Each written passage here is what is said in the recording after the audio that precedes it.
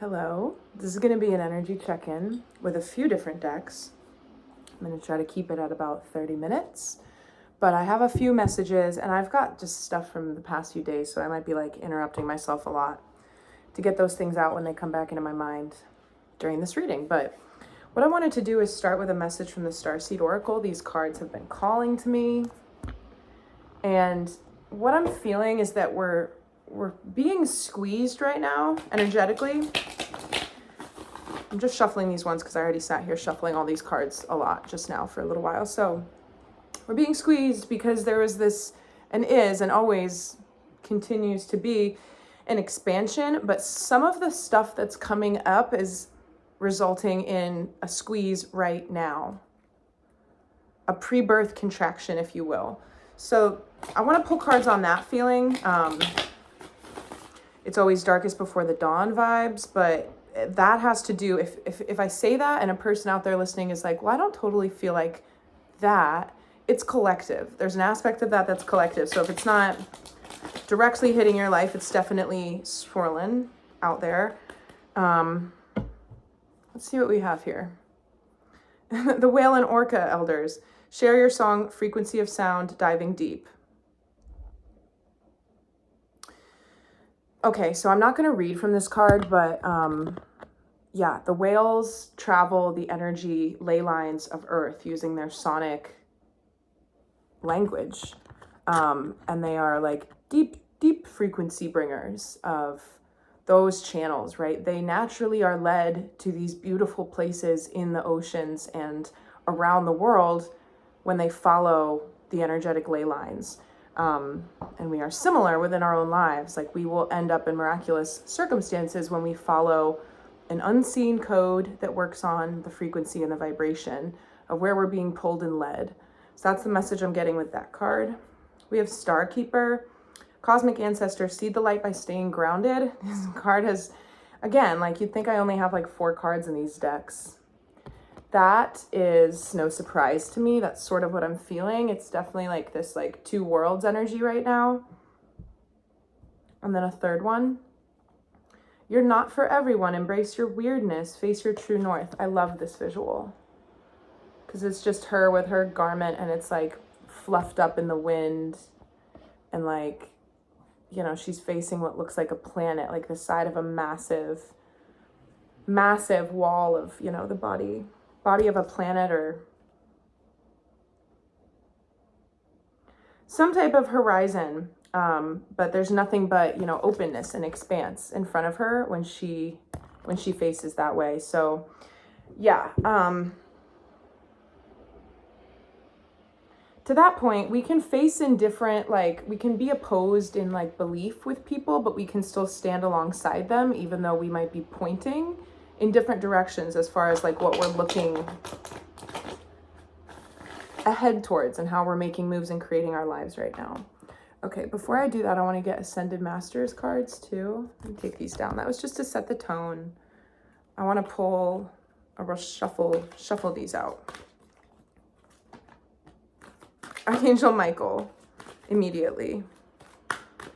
And then Krishna. I want to talk about the masculine energy thing that I said a few days ago too, because it's continued to, there's just tons of themes. Okay, perfect. Thank you. Hope, love and acceptance, Krishna, devotion, Archangel Michael, trusting heaven. All right, I'll read from these in a sec, but okay, so I said that I had Serapis Bey kind of come to me in a vision and present me with this 4-week curriculum, like in theory, psychically up front, almost a month ago now. And I was given the understanding that I was going to be just honing a few of my skills to prepare for the rest of 2024 in a very certain way. But when he visited me, I didn't know that my grandfather would be passing away in this window of time. And my grandfather passing away has led me to think about all sorts of things that I have never, ever thought about in my life before. Including templates for masculine and feminine energy. And I'm thinking a lot about how my dad and my grandfather are very different kinds of men, and they embody and they show different kinds of masculinity, which has been very formative and influential on me and my behavior. For instance, my grandfather is an Aquarius, and I've dated a lot of Aquarius men. And then my father is a Cancer like me. And so was my mother. We're all very, and my brother was a Pisces, so our family was lost at sea emotionally. Like, you know, that's why we spent a lot of time on the water as a family, and outside. But my grandfather modeled and demonstrated a very different kind of strength and masculinity to me. And I'm starting to hear messages from him as he's in a different space now. And the other evening I was thinking about how, like the transition of his energy, it feels like it came, like if I connect to somebody who I know is alive and well out there today, and I'm like thinking of that person and I can kind of feel into their energy in a remote way, I feel like I can still do that with my grandfather, but he's in a different space that's like more part of the atmosphere. And there's a lot of things that, like, you know, 10 years ago, channeling, angels, starseed stuff, ETs, all of that was in the same realm of things that I was being considered like crazy for believing in and talking about. And the way that I can connect so far to the energy of my grandfather is the same way that I connect with the energy of ascended masters and angels. So it's been super beautiful to hear some of his truths about how he is advising me, my grandfather now, talking to me from spirit about what I'm doing, you know, and how I'm living my life and trying to make things happen for myself. It's a beautiful energy to have like a masculine, trusted person who I love be part of this, you know, angelic arsenal of wisdom that I can draw upon now. And I've said this before, but my grandfather's catchphrase was always like, show up and do the work, show up and do the work. And we went back and forth on that because that was hard for me. And he is helping me to do my work now going forward. And that's a huge deal. It's very special. It's overwhelming. I can't tell you how many like upgrades I've been going through. I know that other people have been feeling that. Like you feel like I haven't felt like I've been able to kind of touch base. Well, number one, just by doing the readings, because they help me ground and check in. But secondly, there's a lot of interference lately.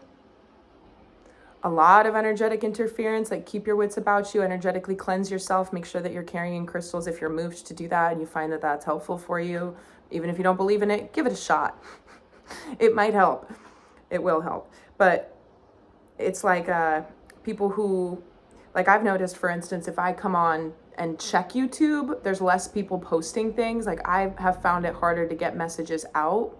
I'm just taking care of me and myself instead of being able to extend it an extra layer and level and talk about things for the benefit of others. And I just sense that there's been like a little bit more quietude out there because people are tending to their own stuff right now. But assistance in tending to the self is useful. So I want to pull a mini spread on that. Again, it goes back to the whole, like, we're on our own separate islands energetically type thing, but that's so that we can, it's like a middle place, right?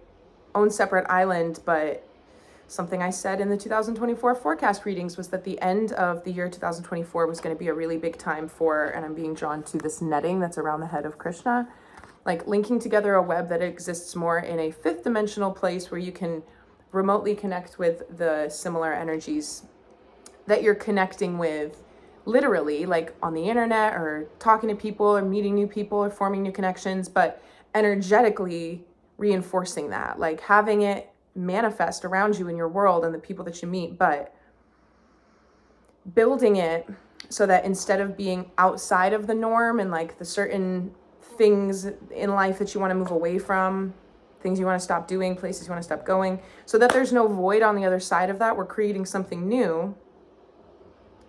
And there might be a phase right now that still involves solitude, you know, but it's not the lonely kind of solitude. It's the kind of solitude that knows itself and knows why it's taking place and understands that it's in service of something else.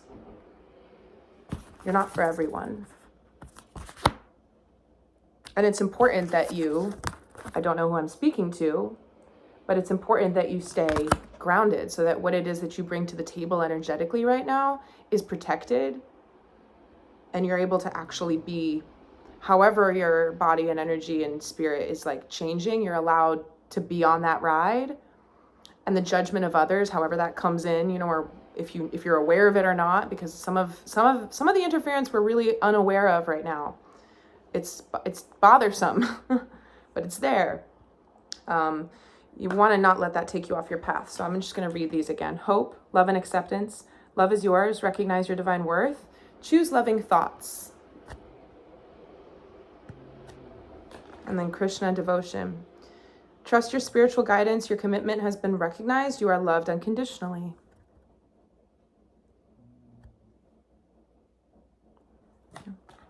Archangel Michael, trusting heaven, you are safe. Angels, stand close. Surrender your concerns and allow a miracle to occur.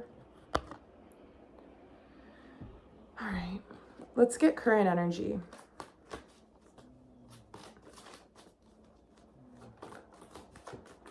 Isn't the High Priestess? Things that we're not aware. Yeah, it's like you don't have to be aware of any more than you're aware of right now. We have this feeling. It's not a good feeling. This is gonna, what is it? The well, yeah. High Priestess in the well and current energy. Yeah. Oh, and Nine of Pentacles fell out too. So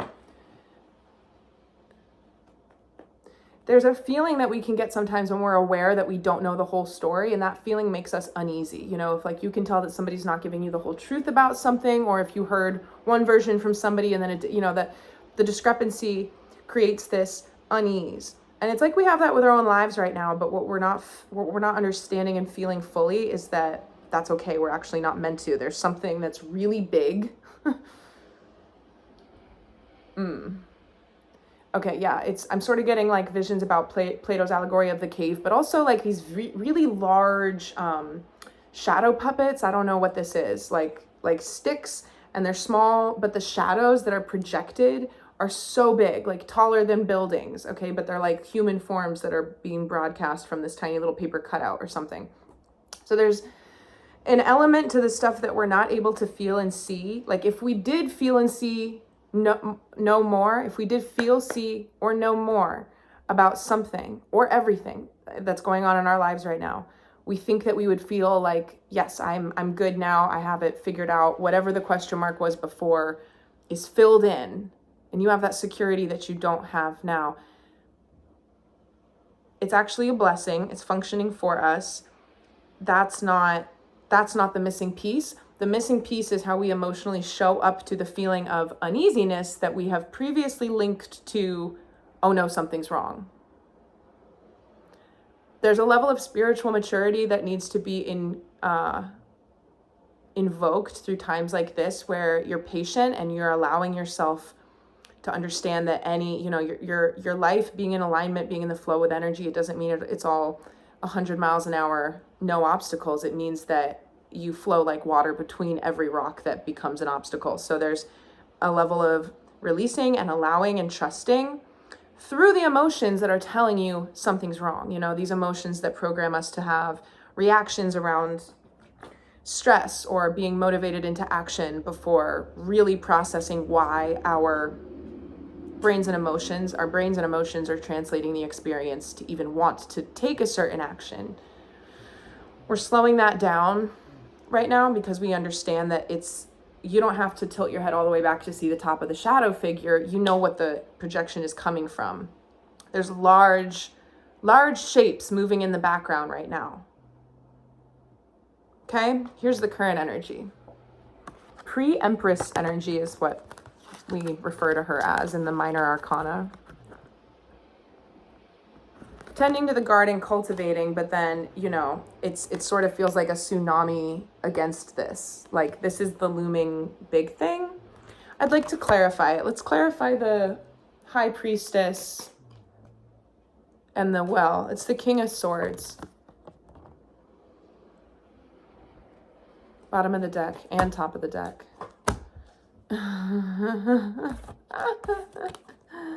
Okay, it's the 2 and 3 of Cups. So like coming together with others and love and harmony and unity. And I like this because we also, with stability, it's emotional and material stability, but it's being facilitated by a big spiritual shift that's outside of us. And I'm also seeing the Justice card because of a reading that I did, somewhat recently. But there's a theme with all of that where it's like we want this part to come down and we want to go over there and yank that part down, but like it doesn't work like that. It's all connected. And you don't have to yank anything, and it doesn't have to come down from anywhere, right? It's all just kind of like each and every day more and more. How do you want to be? How do you want to show up? What are you creating? What are you like just slowly working on? I'm getting guided to pull an animal spirit to support this energy. Yeah. Time to collaborate. You see like small pieces. Ants, a single ant can't do very much, but together they just carry a bunch, it's like that repetitive action. But when you have people that you are doing things with, like a lot of the people in my circles lately I've been talking to, okay, that didn't work. It's like we haven't had as much time to do the passion projects and the heart-led stuff and the stuff that really gives us really good energy. But when we're giving our energy to things that we have less passion for, but we're still, like the day-to-day stuff and like maintenance of life stuff, like errands and whatever it may be, reminding yourself that you're not like missing out on any timing, right? Those are activities that all humans have to do, and it's okay. You're not late, you're not early, you're right on time. Making me think about the cheers that the men from Love is Blind season 6 were doing. They were like, I'm not above you, I'm not below you, but I'm right here with you. And I like that. That's how we feel about like the partnerships in our lives right now. So yeah, something nice. We like this, right? There's conviction, truth, clarity, confidence, and honesty, but it has to do with the ways in which we're coming together with others. Could also represent an air sign male. Okay, so what's the energy to embrace right now? What's the energy to embrace right now? Here it is. It's the Hierophant. That came out the other day too. Okay, I want to talk, I know this is a little off base, I want to talk just for a second about Love is Blind. I finished it. And I watch those shows like one big object, like people will watch them and it's like this couple they care about and they're interested in their storyline, but like the whole show, fascinating. And I said this on my other video, but like I love analyzing how people speak, like when they think they're being watched versus maybe how they might act if they're not behind the camera, and just the sides of the face and the subtle nuances of like the muscle movements that are very indicative of how energy is moving for that individual. That's fascinating to me. And I noticed like different than any of the other past seasons, this season, the parents had a much bigger role than past seasons. Like the character, he's a real boy, a real man, Clay. He's not a character. Well, whatever. It's TV, it's reality TV. Clay's mom and dad were very interesting. Like they weren't side characters, they had main character energy. Clay's dad gives this like big speech. Like it's a very classic dynamic. Hopefully people don't criticize me for saying this, because I have no business or place speaking on the relationships of Black men, like father and son Black men. But I have witnessed this dynamic in people before. It's like a very distant kind of father-son relationship, where they just kind of complement each other. They genuinely don't have much depth to their conversations. They don't know each other very well. And the whole adult relationship between father and son is sort of everything swept under the rug because there are some deep core wounds that they've never been able to confront, either party. And typically the son will start to confront these things because he ages into a man who realizes that he has certain shortcomings that are from the way that his father treated him, or the ways that he looked up to his father that he later realized were not qualities that he wants to carry forth in himself, right? So anyway, they have a moment like that, and Clay is like, he's never said that many words to me in his life. And that kind of made me sad because I was like, okay, this father clearly knows the cameras are rolling. He's got his suit on and he's like talking about like his past as an athlete and like Olympic level. And it was like such a humble brag moment. Like, as far as like Clay's like, yeah, I'm aware of I'm aware that you did that. But their engagement in the story of the TV show, and AD, the character, the girl, Amber Desiree, not the character, her mom was very present as well. You know, sometimes I think they're a little bit more of like empty shells of side characters, or they just don't give them that much space. Or when they film them and say, how do you feel, mom and dad, about everything that's going on? Maybe they just don't have that much to say. But in my mind, if I was a crazy person, or if we wanted to play with a thought experiment, and I was like, you know, say, for instance, they wanted to save some money, Netflix, and those weren't real people, and that whole thing was computer generated. It's like they dialed up the programming of the side characters this season to make them more complex. They were like, we're going to give them more of a identity, more of a backstory. Like, I noticed that.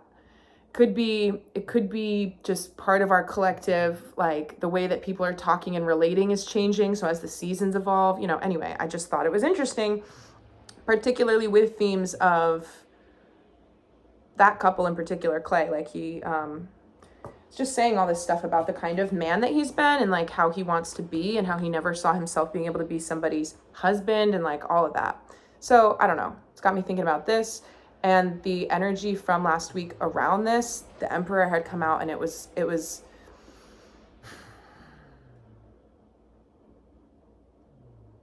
I had a message come through right before I pressed record about what I'm saying right now, which is weird. I'm linking that up. It's about whether you're male or female, single or partnered, it's about being a new, why can't I find the words? Because it's such a simple idea. It's like being your true self, but it's a new way, and it's this unsuspecting way. And we're not coming about it by like, everything's feeling really good, I'm about to get there and be my truest self. It's from being like not in that place, and all of a sudden we arrive there. So that's why you just got to keep going.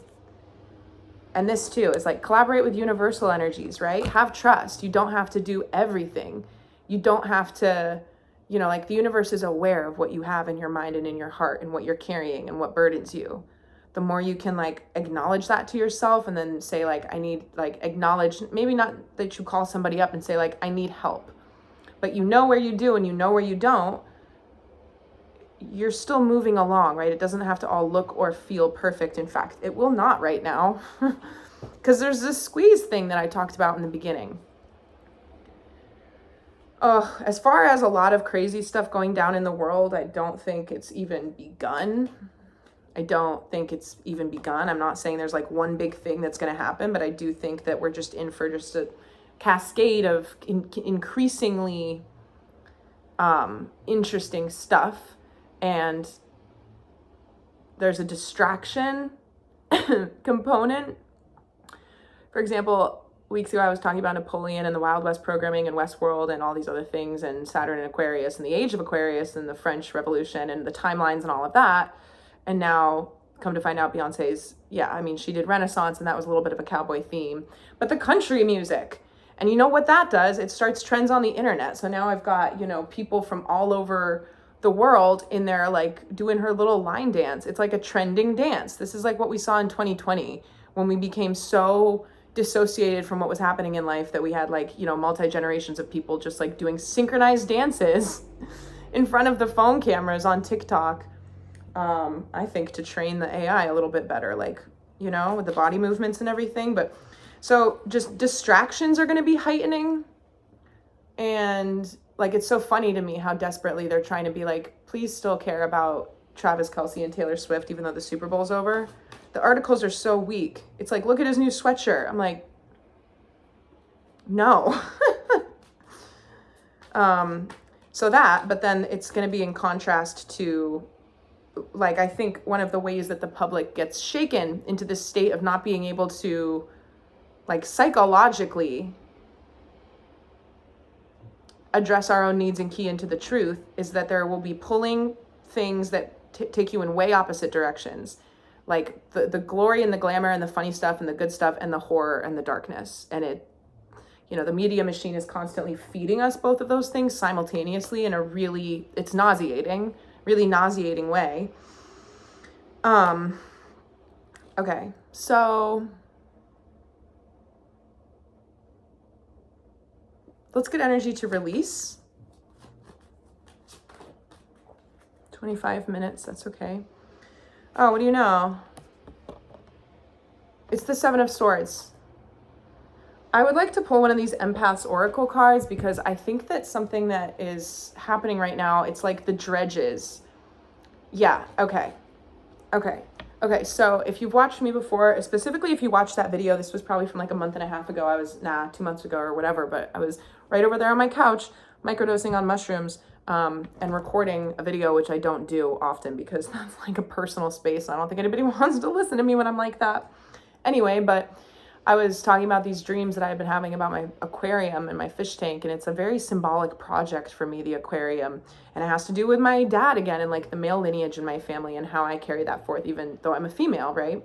Because we still get imprinting maternally and paternally from both genders and sides, right? But yeah, I've continued to have really, really deep, intense stress dreams about my fish tank, to the point where I couldn't even eat food in my kitchen, because if I was eating food and I happened to look at the fish, I felt like the fish and the food swapped places, and like I was accidentally like eating the fish, and I've had horrible dreams about that. And then yeah, one nightmare like 4 days ago, I just was like pouring them all down the drain, and they weren't able to go down the drain, and it was just awful stuff. So I snapped, and I called Petco for like the 4th time, and I kind of begged and pleaded with them around surrendering the fish, because all of the fish came from their store, all of the fish were healthy, and they did take them back, and I was able to take all the fish out of the tank, go give them back to Petco, and drain the tank. And I can't tell you how relieving that is. I can't tell you how good that's going to be for my apartment's energy, and therefore my energy and my workflow, because that fish tank was located in the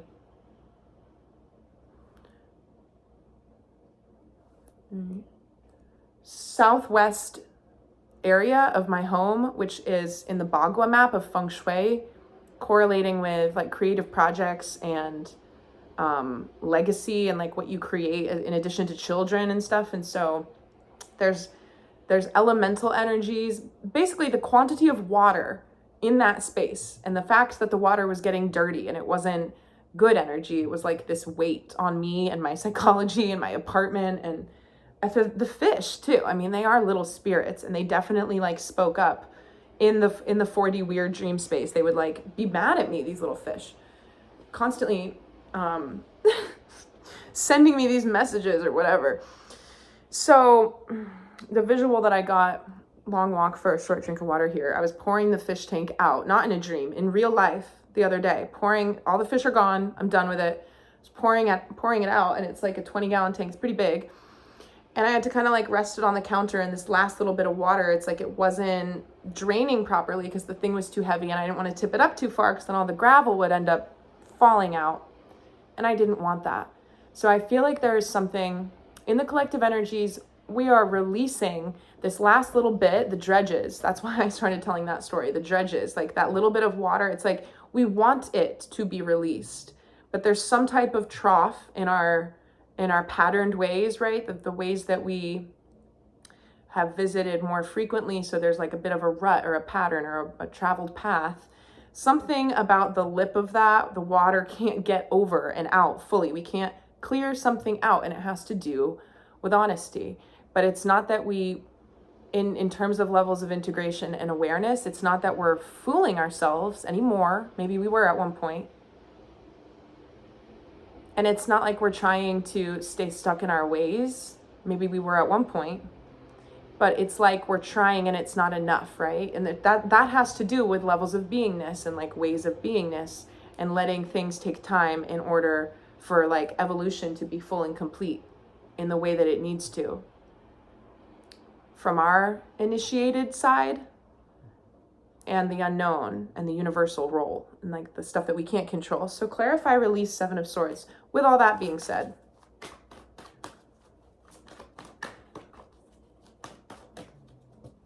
I have 2.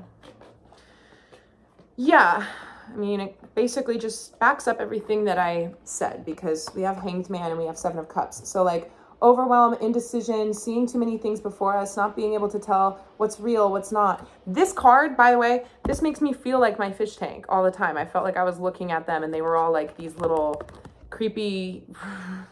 I was always overwhelmed by my tank. One day, I'll shut up about my tank in a second, but let me just say this.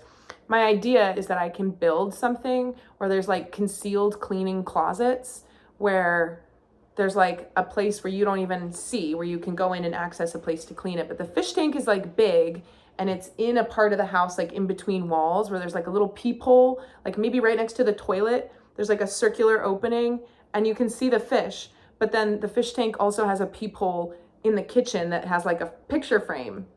And that one's like, 16 by 20. And so you never know if you're going to see the big fish in the bathroom or in the kitchen. I just don't want to have to be the one to clean it. So anyway, big fish streams. But in the interim, I'm just so happy to be done with them. I don't know why I hung on to them for so long, but you can't, it's hard to just get rid of fish. I was waiting them out. But then every time one of them died, I would be like, I'm going to go get a new one. So it's a whole thing. And I'm glad that it's over. But we think again with that, like not quite going anywhere, not really loving this feeling of impendingness. There's an excitement around it too, though. Okay, but if there is discomfort, if there is overwhelm, it's because it's helping us realize what we tend to do. The last little dredges of what our ego was keeping us from fully being able to allow into conscious integration,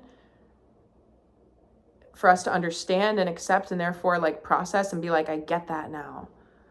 Because once that starts to happen, it's like deer in headlights. It's like you're caught in your own little behaviors and you see and feel yourself doing something and you're like, I'm not going to do that again. That's kind of where we're at. It's weird, right? And then we also have 7 and 7 and the major arcanas. It feels funny. Feels funny. Cut the deck to clarify that message. It's the third 7. 7, 7, 7. 7 of Pentacles. Yeah. Okay, I'm going to pull a card for advice. But again, like the exhaustion, overwhelm creates exhaustion, but at this point in the energy, in the cycle, I'm not feeling like we have the time that we want to relieve ourselves of, like, we're taking a break, but like a quick one, right? From the way that he's, I cut the deck to get it, but it's gone now. Like his hoe across his shoulders, he's just like tired. He's like looking at the work he's put in. It's kind of like looking at the things like the unfinished to-do list type energy. Looking back at the decision that you made and immediately wondering if it was the right one. We don't want to stay in this space, but what we do know is that 8s are about movement and motion, like across all, like 8 of Wands, 8 of Cups, except for 8 of Swords, but that puts us into a different type of predicament. So I'm just seeing 7, 7, 7.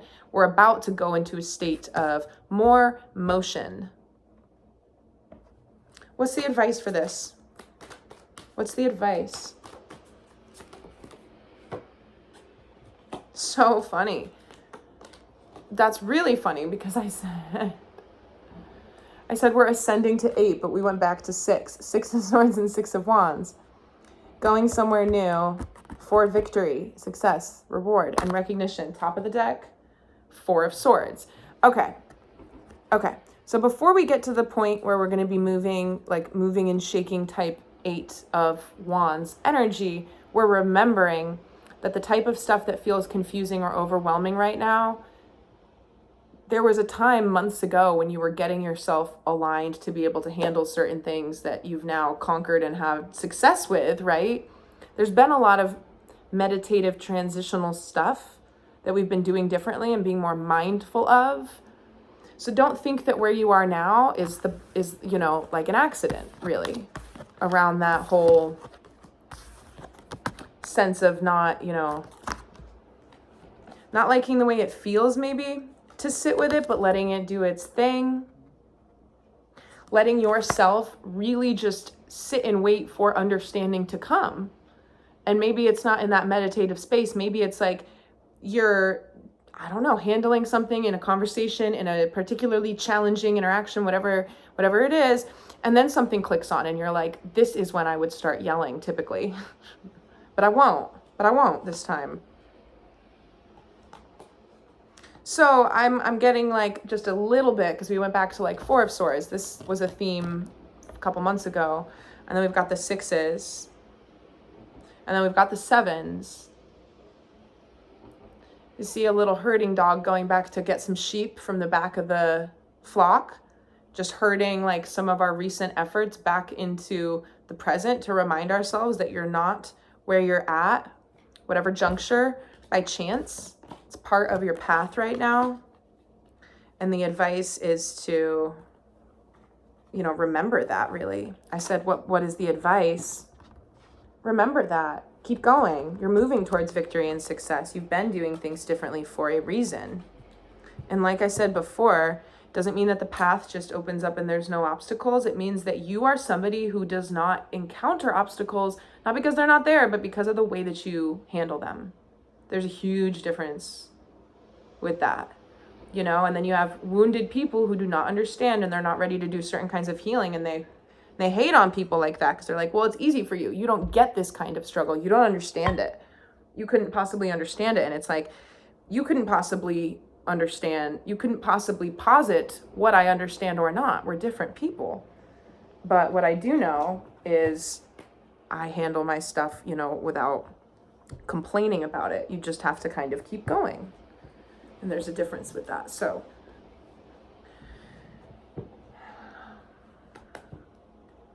incoming, Queen of Pentacles, love it. I'm gonna leave it at that. Maybe one more animal spirit. Claim your independence. Yeah, again, that's like a nice masculine type of energy, just as far as like, I think about somebody who's going through something and needs some support from some people in their life, like friends or parents or siblings or whoever. And they talk about the situation, but then they kind of get whatever support and feedback from one person, and it doesn't quite justify or validate the way that they feel, the way that they want. So they go and they tell another person and they get different feedback, and they go and they tell another person, they get different feedback. That's all good and well. You can share your experiences and get advice from as many people as you think is beneficial and as you find it productive to do so. But I would ask that person, why is it necessary for you to feel the reality of your situation outside of yourself so many times? Because sometimes we want to validate what's going on with us and gain a sense of understanding that's hard to do inside our own heads alone, just by thinking. That's why therapy is even a thing and why it works. You have to take it outside of yourself. But we're walking a pretty fine line with that, I think. Like, cat spirit, claim your independence. Is it necessary? Do you truly need, like, as far as where your truth stands and what you know about your truth, how much can you validate that without having to kind of take it around and ask for people to pass their opinion off on it, There's something in there too. So anyway, I know this was all over the place. But I wanted to sit down and do one, so I hope it was helpful, and I hope everybody's doing well.